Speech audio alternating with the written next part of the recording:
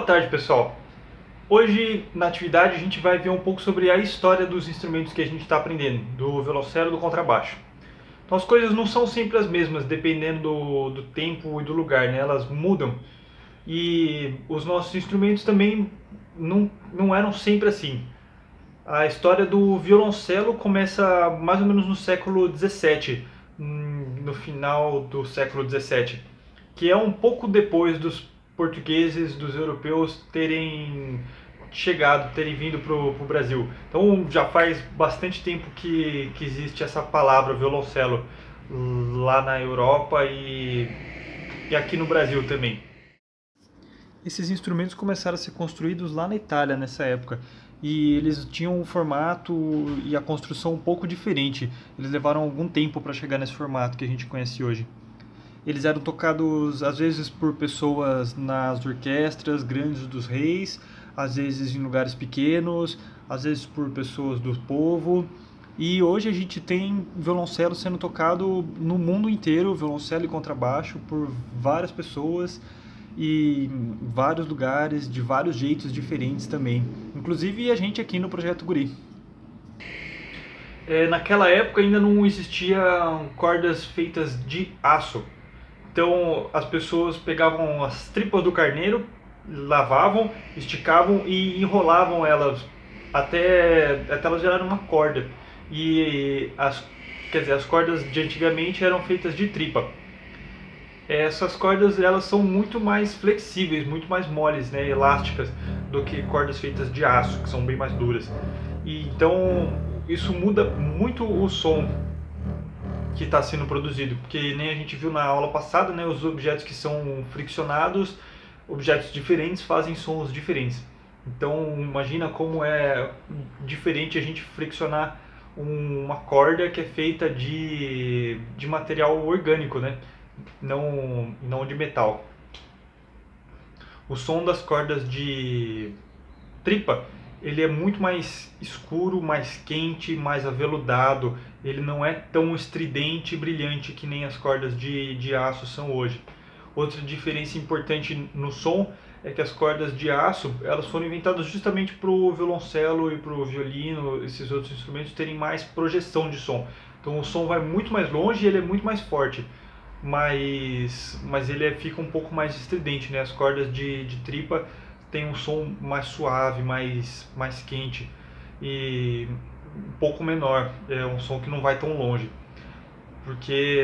E isso tem a ver também com o fato de que naquela época os instrumentos eram tocados em lugares menores, né? Mais pra frente é que foram inventadas as grandes salas de concerto, tipo os teatros que a gente tem hoje, que são enormes, e os instrumentos precisam ser mais potentes. Outro detalhe que muda das cordas que são feitas de tripa é que, como elas são todas enroladas de um material mais grosseiro do que o aço, grosseiro no sentido de não ser tratado, né? De não ser polido. Então elas ficavam ásperas as cordas, elas têm umas voltinhas assim que a gente consegue sentir quando a gente passa o dedo. E as cordas de aço hoje elas são lisas, né? A gente pode escorregar a mão que a gente vai sentir que elas são lisas. E outra diferença na construção dos instrumentos, que essa salta mais aos olhos do que aos ouvidos, é que não existia espigão no violoncelo naquela época. O violoncelo era segurado com as pernas. O espigão veio um pouco mais tarde.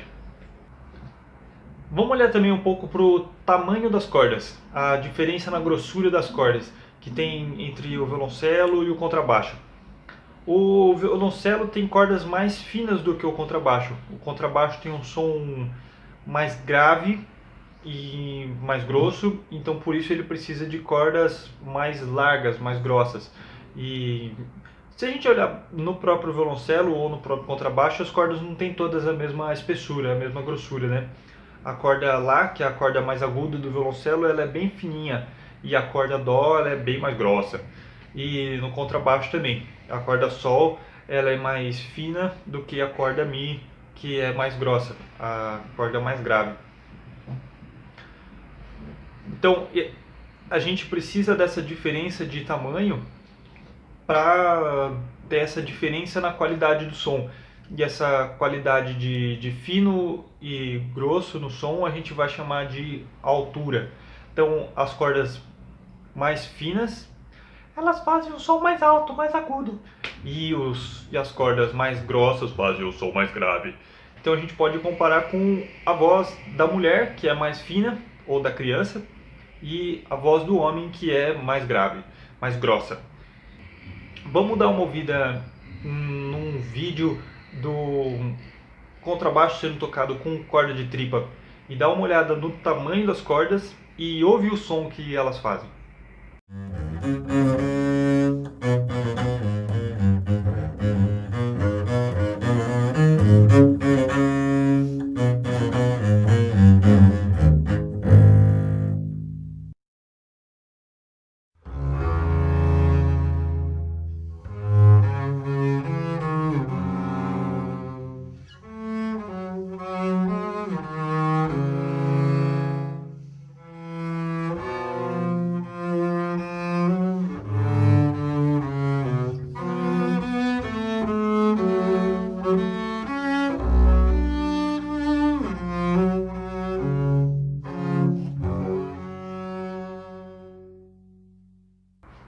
Vamos ouvir agora um violoncelo sendo tocado com corda de tripa e tenta reparar como o som é mais agudo do que o que a gente acabou de ouvir.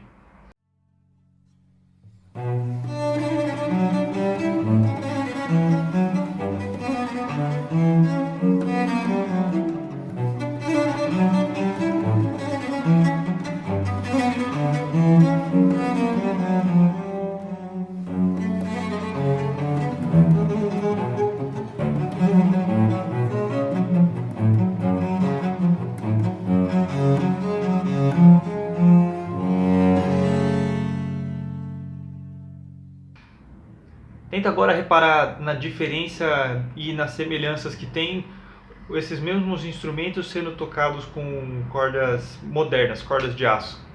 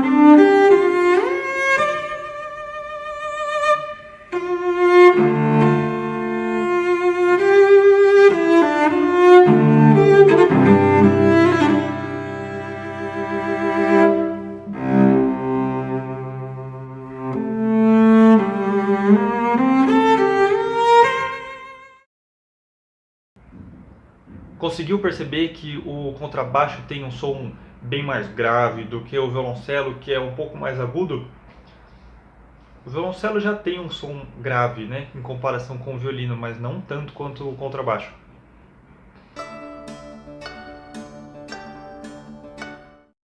Como a primeira atividade de hoje, a gente vai ter que reconhecer quais são as cordas graves e quais são as cordas agudas que vão ser tocadas. Eu vou tocar uma sequência de sons em cordas grossas e mais finas e eu vou representar elas com linhas aqui no vídeo.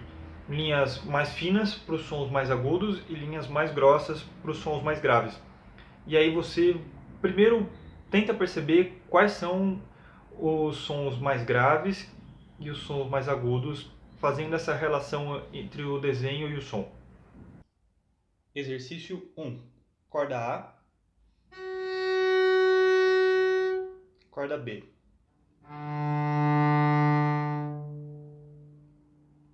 De novo, corda A e corda B.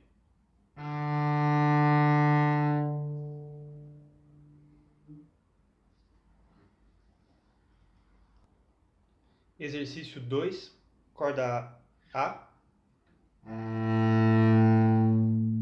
corda B. De novo, corda A e corda B.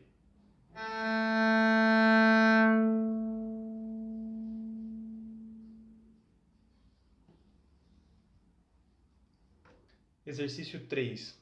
Corda A, corda B, corda A, corda B.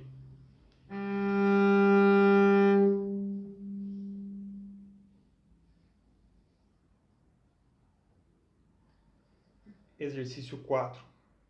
Corda A, corda B, corda A, corda B.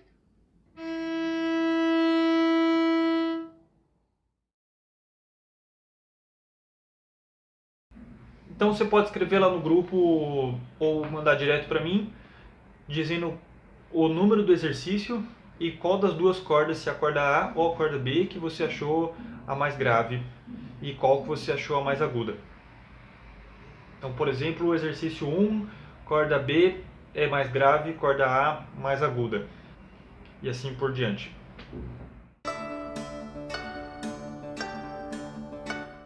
Agora a gente só vai ouvir os sons, sem ver os desenhos. E aí você vai precisar imaginar qual que é a corda mais grossa e qual é a corda mais fina.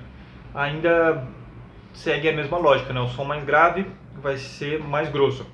E você pode continuar respondendo o exercício do mesmo jeito, colocando o número e depois se é a primeira corda, a corda A, que você achou mais grave, ou se é a corda B. Ou você também pode desenhar a corda, usando o tamanho que você imagina que ela seja, como no exercício anterior.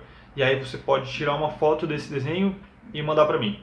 Lembra de colocar o número de cada exercício para cada par de corda que você desenhar. Por exemplo, exercício número 5, corda A, aí você desenha, e a corda B, você desenha. E aí você tira a foto e manda. Pode mandar no grupo ou pode mandar direto para mim, como preferir. Exercício 5, corda A, corda B. De novo, corda A e corda B.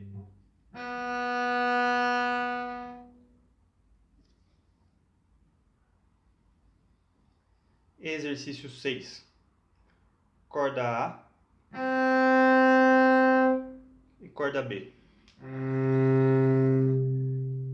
Corda A e corda B.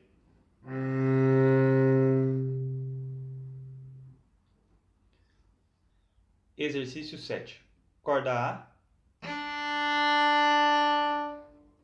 corda B. De novo, corda A, corda B.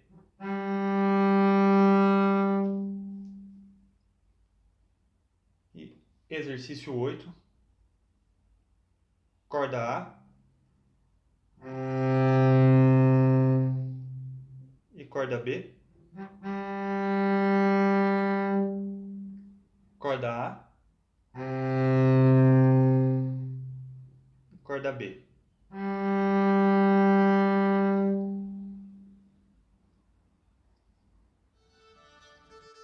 Essa é a atividade de hoje, pessoal.